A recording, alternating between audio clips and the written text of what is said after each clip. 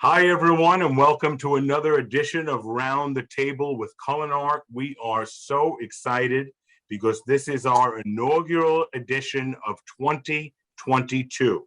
Hard to believe we're in 2022 already. The year is upon us, and this is our first edition of Round the Table with CulinArt. We're joined with a great table today, our virtual table.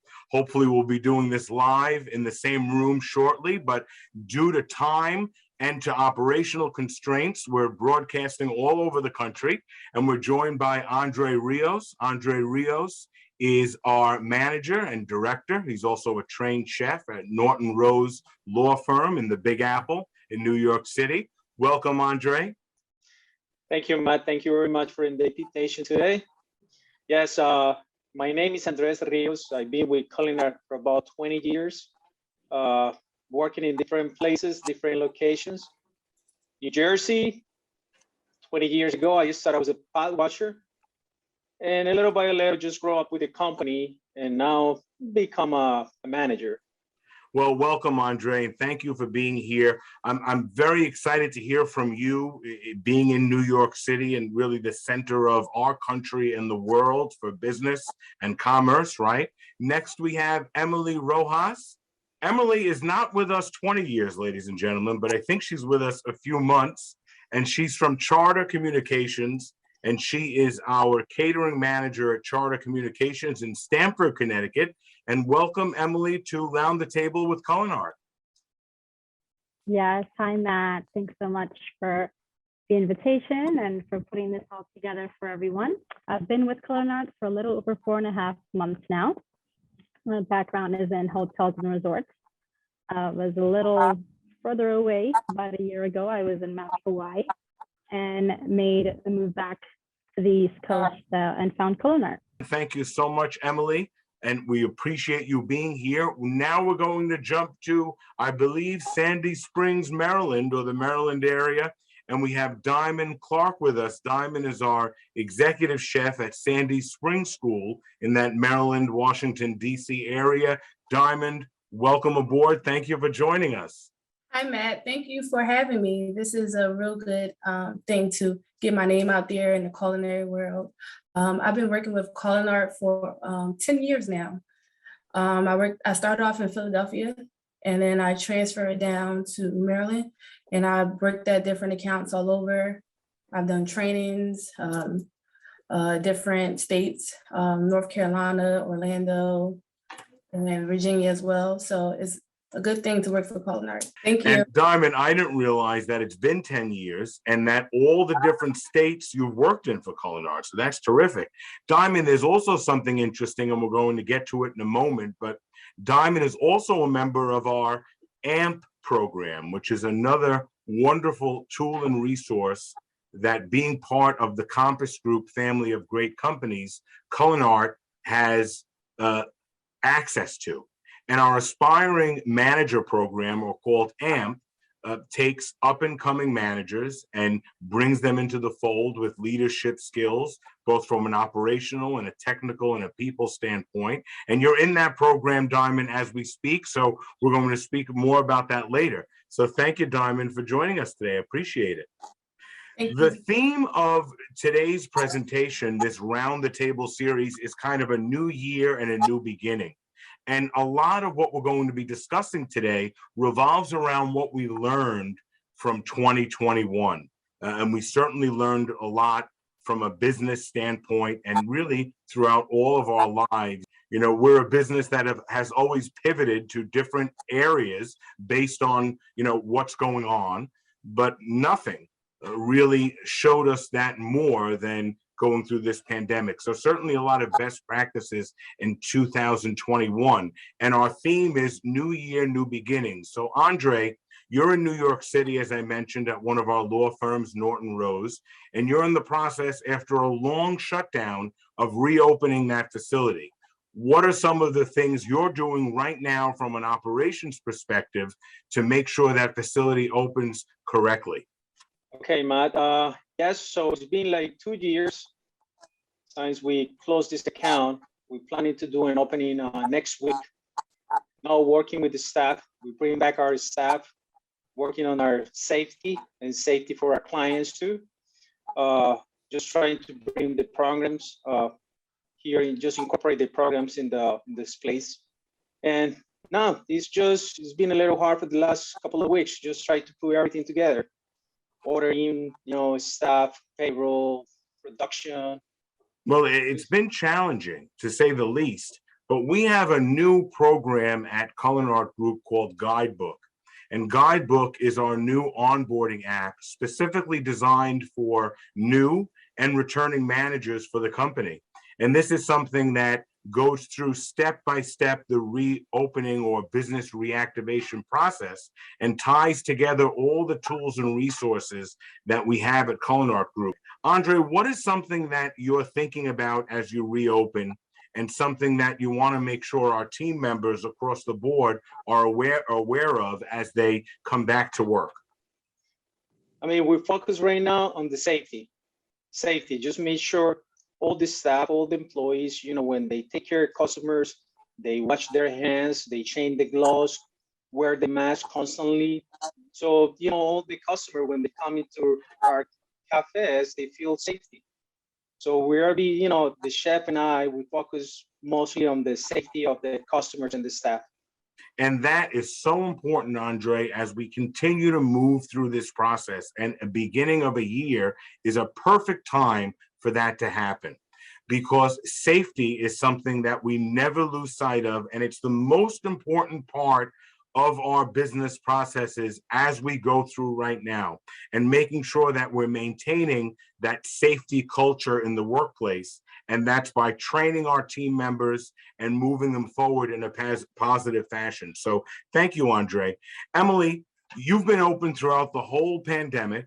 It's a communications company over at Charter Communications in Stamford, Connecticut. You've never closed.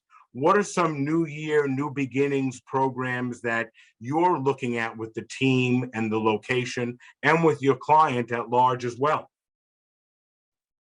Yes, Matt. So as you mentioned, we've been really, really fortunate, not only within our district, but I think within CulinArt as a whole, to remain open throughout all of this. And while the account is new, we have very, very seasoned employees here. We're very, very fortunate for that as well. And just sort of getting that mindset switching over to now post-pandemic, if you will, to go from zero, or should start at zero, I should say, and now have, we have Tower 1 that I'm currently sitting in with about 900 employees coming in and out on a daily basis. And then we have connecting Tower 2 that's actually under construction at the moment, set to open very, very soon within the next month. And that's another about 400 charter employees that we're looking to welcome and to serve. So of course, with that come changes and come safety, like Andre mentioned, putting that emphasis on what are we doing, how are we going to let our client know what we're doing, and not just sort of keep it in back of house, Yeah, that's so interesting that you say that. And I think that Andre, Emily, and Diamond would all agree that with our safety procedures now, and we were talking about that before we started this broadcast, but we're making sure that these safety procedures are out in front of our team members and out in front of our clients and partners as well. So what you said is very interesting. Both of you talking about safety in a new year, but now more than ever, making sure that our guests, our clients, our partners are seeing these safety procedures. And it could be something as basic as washing our hands, doing a 5-minute sanitation check in the area, making sure that the area is neat and clean, uniform is neat and clean, and then getting back into service, right?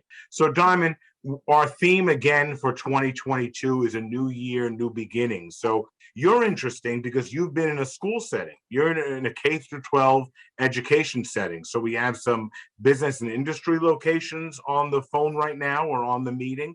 And we also have our educational sector represented. So Diamond, with keeping that new year, new beginnings theme in mind, what are some things that you're doing at the location to bring that forward? We recently talked to a diversity person that works at the school. So this year they want to bring in more cultural foods. For instance, next month is Black History Month. They want to basically plan a menu day on Black History Month, maybe just one day. And then I think March is like Women's History Month. So a menu based on that and Hispanic culture. So we're planning ahead so we can get things ordered and just trying to make sure everyone is happy.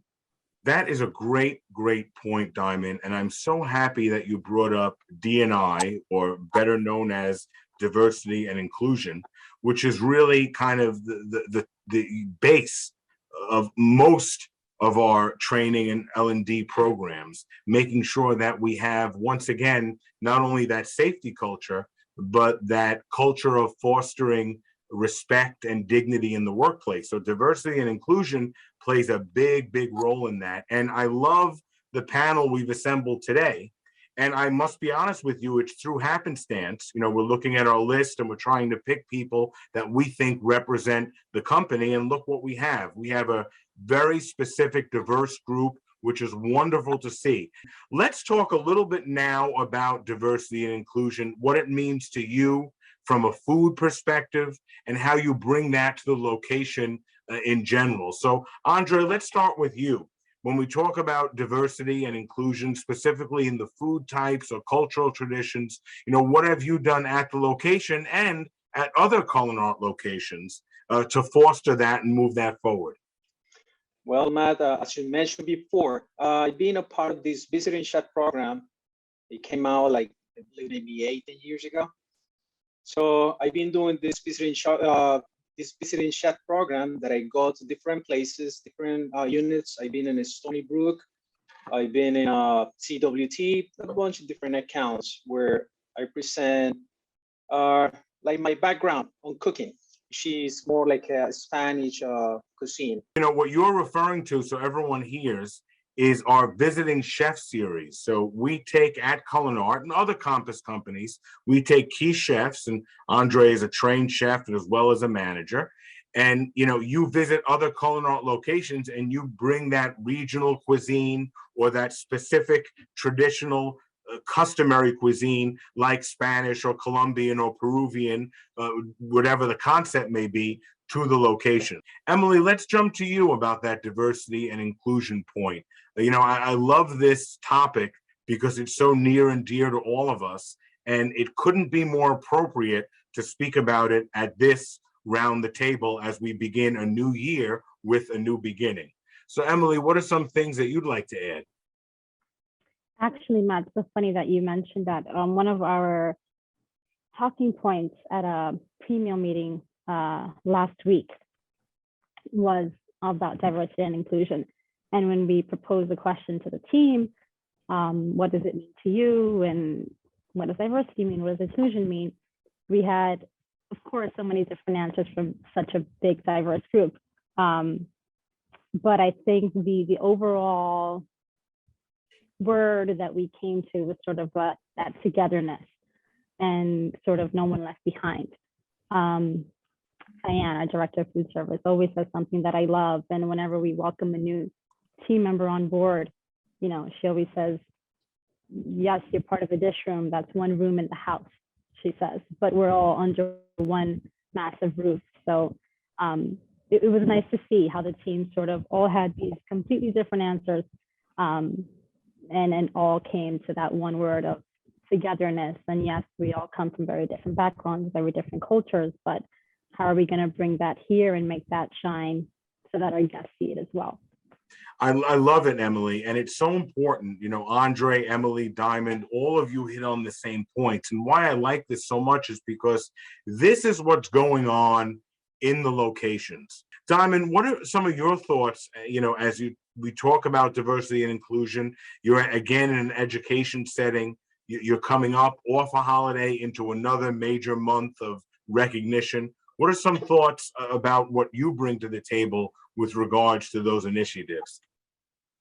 I believe that we bring to the table because it's a lot of internationals that goes to the school. So we try to provide food for all cultures.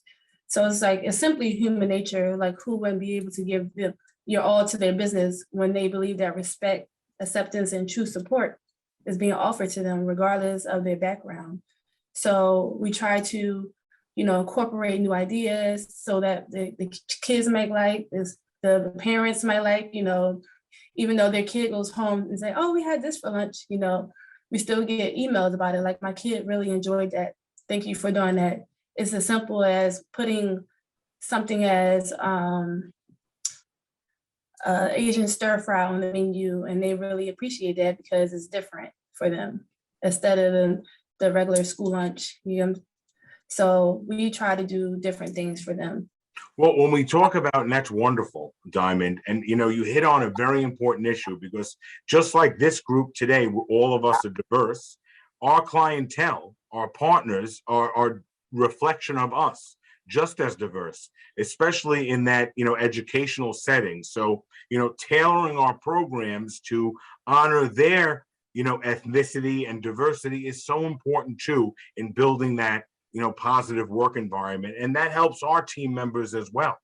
I want to finish off a little bit about some of our programs. We all have some favorite programs at CulinArt Group. Some we've mentioned. And with a new year upon us, I know all of us have a specific program that maybe you'd like to chat a little bit about. And remember, who's your audience? Your audience are your peers, right? Everyone within the company, whether they're in an operational role, a corporate support role. So Andres, I know you were talking about the Waste Not program.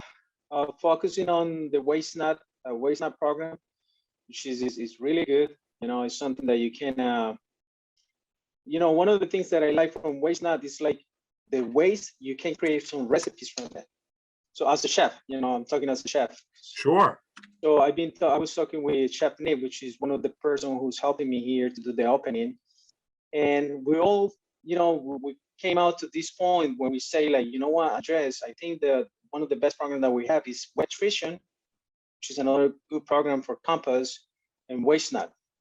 So we're going to be focusing also on the, on the Wet Nutrition for now. Like I said, we will be open next week. We're working on recipes. It will be very easy to work with that program because when you plan menus, you can pull recipes from there. They give you a breakdown. You can do a portion control. You can have a control on yourselves, money-wise, and all those things. And there's training, there's My LMS Waste Not training, and creating a sustainable environment, especially at the beginning of a new year, really is important, because we set the tone in the beginning of a year. So this kind of first 3 months of 2022 sets the tone for the rest of the year. So, focusing on sustainability, our Waste Not program, so important, Andre. Emily, what about a program over at Charter? Again, you're in the catering wing of things that, you really would like to talk about and make sure that we're promoting in the beginning of the year and throughout the rest of the calendar year as well. Yeah, Matt. So I'd say selfishly, one of my favorite talking points with our guests, because although we have been open and the building is full, we see guests come in day in and day out that are new to the building and that aren't familiar with our ordering process, whether it be catering through Cater Tracks or in the cafe via Eatify. And I love seeing those new faces in the cafe and interacting with the guests, because it sort of makes you excited all over again. And we know how the programs work, but introducing it to someone that doesn't know and seeing their excitement when they say, oh, there's an app and I can order my food from my desk, that's really amazing. And then as far as the catering world goes, we were sort of given the green light to take the gloves off, if you will. So we'll be having a catering expo next week. Wonderful. We'll be really showcasing, everything that we can do. People love our sandwiches and wraps and all the individually packaged items, but they're ready to see more.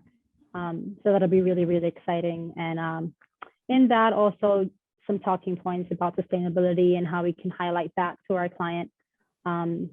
Charter is also a very, very sustainable company, as is CulinArt, of course. So how we can work hand in hand and what that means in catering. You hit on some great points about communication. And I think this is something all of us can learn from in this Round the Table series today. It's very difficult, especially now with what we're going through as a company and as a society, to overly communicate, right? So you want to make sure that you're communicating. A catering expo is a wonderful idea in our larger facilities, but really making sure that our clients and our partners know everything they're getting when they have CulinArt or when they have Compass Group. When we're in these facilities, which is wonderful, we can go to them and ask, or we can have an expo, or we can have an open door information session, or we can have a town hall within these locations.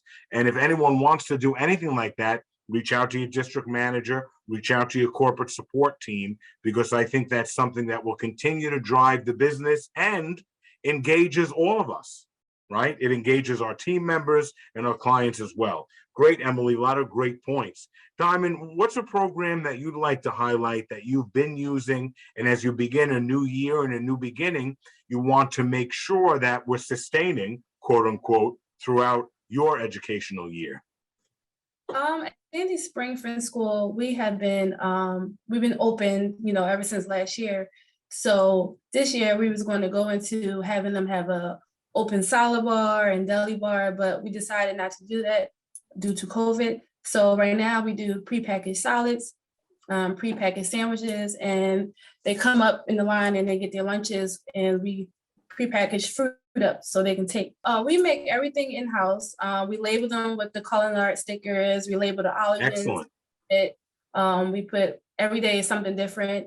I think the salads, it might be every other day, be like a garden salad, Caesar salad, Greek salad, chicken Caesar salad, just to do something different for the students.